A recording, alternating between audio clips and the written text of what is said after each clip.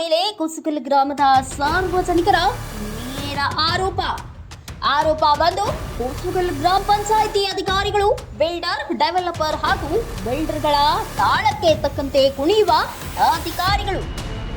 ಆರೋಪ 2, ಕುಸುಗಲ್ ಗ್ರಾಮ ಪಂಚಾಯಿತಿಯ ಸಾರ್ವಜನಿಕರ ಕುಂದು ಕೊರತೆಗಳಿಗೆ ಒರಟು ಸ್ವಭಾವದಿಂದ ವರ್ತಿಸುವ ಅಧಿಕಾರಿಗಳು. ಆರೋಪ 3, ಕಾಸೈದ್ದವನಿಗೆ ಈ ಸ್ವತ್ತು, ಇಲ್ಲದಿದ್ದರೆ ತಪ್ಪಿದ್ದಲ್ಲ ಅಲೆದಾಟ. ಕುಸುಗಲ್ ಗ್ರಾಮ ಪಂಚಾಯಿತಿಯಲ್ಲಿ ನಡೀತಿರೋದಾದ್ರೂ ಏನು? ಕಾಗದ ಪತ್ರಗಳಲ್ಲಿ ಕೊರತೆ ಇದ್ರೆ ಟ್ಯಾಕ್ಸ್ ಎಂಟ್ರಿ ಹೇಗಾಯಿತು? ಏನಿದರ ಮಸಲತ್ತು? ಜಿಲ್ಲಾ ಪಂಚಾಯಿತಿ ಅಧಿಕಾರಿಗಳೇ ಇಂತಹ ವಿಷಯಗಳು ತಮ್ಮ ಗಮನಕ್ಕಿಲ್ಲವೇ?